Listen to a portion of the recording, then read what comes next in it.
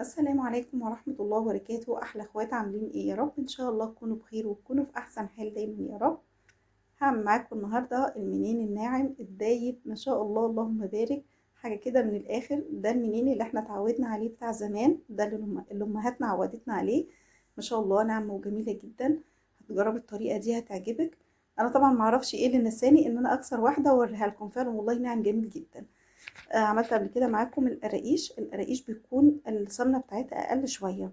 فلو حابة تحشيها بلح برضو أو عجوة، هتعمليها برضو نفس القراقيش اللي أنا عملتها، السمنة بتاعتها بتكون أقل. إنما ده السمنة بتكون زيادة شوية. هنشوف المقادير وهنشوف كل حاجة مع بعض إن شاء الله. صلى على النبي صلى الله عليه وسلم ونشوف عملنا إيه. أنا هعمل نص كيلو بس، أنا مش هعمل أكتر من كده. الفيديو ده أنا مصوراه من قبل رمضان بكتير، بس مش هنزله لكم إن شاء الله قال عليه. هنا جبت نص كوباية مية سخنة. جو برد، مش بجيب مية دافية، بجيب مية سخنة شوية. حطيت فيها معلقتين سكر. على ما بحط معلقتين ونص سكر في المية بتهدى معايا شوية. حطيت معلقة ممسوحة خميرة. معلقة ممسوحة خميرة فورية. ركنتهم على جنب وسبتهم بقى كده لحد الخميرة كده ما تخمر شوية كده في الكوباية. جبت هنا نص كيلو دقيق، حطيت عليه حوالي معلقتين كبار سمسم. انا كنت بحط بالمعلقة الصغيرة فعشان كده حطيت 4 معلقتين كبار سمسم. بسخنه بس كده على النار شوية، حاجة بس يدفى بس. يعني امسكه في ايدي كده دافي، ما يكونش سخن قوي. وحطيت نص معلقة صغيرة ملح، قلبتهم كده في بعض. هنا انا استخدمت سمنة وزيت، حابة تستخدمي سمنة بس براحتك خالص، حابة تكتري شوية في الزيت براحتك برضو. بس ما ينفعش تستخدمي زيت بس، مش هيكون حلو معاكي. هنا حطيت كوباية سمنة وربع كوباية زيت. المقدار بالميزان، نص كيلو دقيق في المنين بياخد ربع كيلو سمنة، بياخد نصه سمنة. فضلت ابس كده، طبعا وقفت الكاميرا وبصيت بايديا، بايديك الاتنين بقى، لو عامله كمان كميه كبيره تشتغلي تبسي بايديك الاتنين، علشان السمنه تدخل جوه الدقيق كله. لازم الدقيق كله والسمنه يتغلفوا كلهم ببعض، لازم تبسيه بس حلو خالص كده. بتكون طبعا معاكي عامله زي ما تكون عجينه كده. طبعا هي لسه محتاجه ميه. المعجنات اللي بتاخد سمنه كتير هتحس ان هي محتاجه ميه كتير، لو كترت لها ميه هتنشف معاكي. حطي مقدار الميه المناسب. انا حطيت الاول نص كوبايه اللي كنت مدوبه فيها الخميره والسكر. احتاجت معايا شويه كمان، جبت ربع كوبايه، نزلت معلقه معلقه. بعرفها ازاي؟ بتلاقي العجينه بتاعتك عامله زي ما تكون مخرزه كده شويه، محببه كده. فبتحتاج كده شويه معايا لحد ما تنعم، بس مش قوي. مش عايزينها زي العجين القرص العادي، علشان ما تنشفش معاكي بعد ما تسويها. بقلبه كده، انتوا لو هتاخدوا بالكم انا بقلب مش بعجن، انا مسرعه الفيديو فتحسوا ان هو كاني بعجن. شايفين بتتقطع معايا ازاي؟ بمسكها كده بتتقطع. الافضل طبعا انك انت بتجيبي دقيق اللي هو بتاع الكحك والبسكوت، او متعدد الاستخدامات. ما تجيبيش دقيق بتاع الخبيز اللي هو بتاع القرص والعيش.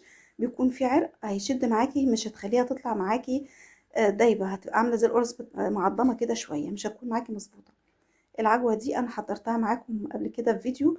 البلح انا مكبساه في البيت، والعجوه عملتها في البيت. زودت لهم بس شويه سمسم. بفرد العجوه الاول على الكيس كده وبظبطها، شايفين انا بتنيها كده عشان تطلع معايا مظبوطه، تطلع شكلها مساوي. كميه بقى، انت بتحبي المنين بتاعك فيه عجوه كتير او عجوه قليله، براحتك ده خالص بقى، تحكمي فيها زي ما انت ما حابه. يعني احنا بنحبها وسط كده، مش قوي. بقى ممكن اسيب كام واحده من غير عجوه عشان اولادي بيحبوها كده من غير عجوه. فزي ما بتحبوا براحتكم خالص، ممكن تعمليها من غير عجوه عادي. ركنت العجوه بقى بتاعتي على جنب، وهنا هفرد العجينه. العجينه هفردها قد العجوه مرتين. يعني لو انا فردة العجوة بتاعتي 5 سنتي، العجينة هتكون 10 سنتي، عشان هقلبها هتنيها عليها. بس يعني 4 سنتي هتكون معاكي كويسة، 5 هتكون طويلة قوي. وزي ما انتي ما عايزة، انا بحاول كده افردها، هي سهلة هتتفرد بالايد عادي، سهلة خالص، بس انا كنت بحاول اسهل عليها بالنشابة كمان. خلاص كده فردتها، انا بشوف كده العجوة كده مظبوطة عليها، تيجي على النص ولا لا. لقيت عايزة تتفرد شوية، فردتها وهحط بقى العجوة كده. سهلة كده خالص، بتتحط بالكيس سهلة خالص. الاماكن الفاضيه دي هحط لها عجوه برضو، بدل ما اقصها واعيدها تاني، علشان العجين ده مش عايز يتعجن فيه كتير. يعني هفضل اشيل كل جزء هشيله واعجنه تاني في قلب العجينه المتبقيه. انا مش عايزاه ينشف معايا، مش عايزه افضل اعجن فيه كتير. كده باخد النص بقى اللي ما فيش عجوه، يعني هتنيه على النص بتاع العجوه واسويها بقى. ظبطيها كده بقى مع نفسك كده وانت قاعده كده، انت واولادك ظبطوها كده. هتطلع معاكي ما شاء الله مسويه، وهتطلع جميله. الحروف ديت عادي بتتاكل، في اول ما بتطلع كده بيبقى الاولاد فرحانين بيها، بتكون برضو والله جميله. يعني دي باطلّعها كده مع يعني الأولاد، إنما التانية باسيبها بقى كده، لو كنا هنحطها كده مع كوباية شاي تبقى شكلها حلو، مسوية وشكلها جميل أوي. طبعا الطول اللي انت حباه بقى، انت حابه تقصريها شويه عن كده. انا عملتها الاول كده بالطول ده، وبعد كده حسيت ان كام واحده فيهم كبيره فقسمتهم نصين. الطول بقى اللي انت حباه، عايزاها كبيره عايزاها صغيره براحتك خالص. سوي بقى العجوه عشان ما تتحرقش معاكي.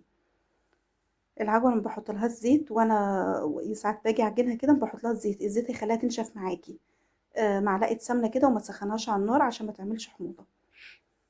هنا اعملها بشكل تاني. الاولانيه تنيتها كده زي ما انتم ما شفتوا. دي هتنيها يعني هخلي العجوه صغيره شويه، او المنين بتاعي كمان هخليه صغير شويه.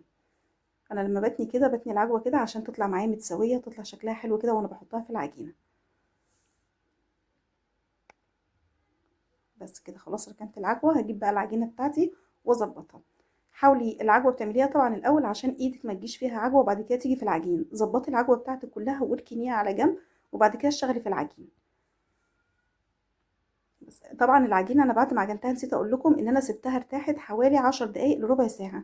ما تسيبهاش كتير. وبرده بعد ما تختمر مش هنسيبها كتير، هقول لكم برده في قلب الفيديو. انا كده سويتها اهي. هحط بقى العجوه بتاعتي في النص بالظبط، يعني في النص. هسيب الحرف ده فاضي والحرف ده فاضي، وهقفلها تبقى الحته اللي انا مقفلاها هي اللي تحت. هشوف هبقى محتاجه عجوه تاني بزود لها. بس كده شايفين الحته بقى المكان اللي انا هقفله ده هخليه تحت. هي ما بتاخدش وقت معايا، هو اللي بياخد وقت فعلا هو التصوير. انما انت لو هتعملي في البيت حاجه زي كده منين وحاجات زي كده مش هتاخد معاكي وقت. مش هتكمل يعني تقريبا نص ساعه. انت هتسيبيها ترتاح 10 دقايق وهتقعدي تكملي، مش هتكمل كمان ربع ساعه بعد ما تسيبيها ترتاح. والكميه كمان كانت صغيره فما بتاخدش اي وقت. الاماكن اللي كانت ظاهره فيها العجوه دي حطيت لها عجينه ولميتها وقفلتها حلو. بس هسويها بقى كده عشان يبقى شكلها كده من فوق متساوي وشكله جميل. واسويها بقى واقطعها كويس. ده شكل المنين اللي احنا اتعودنا عليه زمان ما شاء الله بصراحة. انا بحب الايام بتاعت زمان. اي حاجة بتفكرني بايام زمان وايام واحنا صغيرين كده وقاعدين مع امهاتنا وبتعمل الحاجات دي. بصراحة انا بحبها قوي. بس كده هرصها بقى في الصينية. الصينية مش مدهونة اي حاجة خالص. بسيبها بقى ترتاح حوالي كده تلت ساعة. هسيب كام واحدة كده كبيرة. قسمتها كده نصين يعني. كده معقولة معايا كده معقولة شوية. علشان ما حدش يمسك واحدة ياكل نصها ويسيب نصها بتتبهدل خسارة. بس كده هسيبها ترتاح شوية. وبعد بقى ما ارتاحت كده حوالي كمان تلت ساعة، لو انا عاملة كمية كبيرة بعد ما اخلص اخر صينية هحطهم في الفرن على طول. الفرن بتاعي مشغلاه من قبلها، بشغله على 170 او 160 تبع الفرن بتاعك. بشغله من قبلها يسخن. شايفين الشعل من على الجنب انا مهديها خالص. لما بشغل الشعل اللي على الجنب ده الفرن الغاز، الفرن اللي هو البلدي. لما بشغل الفرن الشعل اللي على الجنب مع الفرن من تحت، الشعلة اللي تحت بتديني وش حلو قوي. في البوتاجاز بقى العادي لو الشوايه ما بتشتغلش معاكي مع الفرن، شغلي الفرن بعد ما تحمر من تحت، شغلي الشوايه تاخد لون. وكل شويه لف الصينيه بتاعتك عشان اللون بتاعها تكون موحد. ده شكلها ما شاء الله والله جميله، وطعمها كان حلو قوي دايبه كده وجميله. لو انت عامله كميه كبيره حطي كيس في قلب كرتونه وحطيهم رصيهم كده في قلب الكرتونه.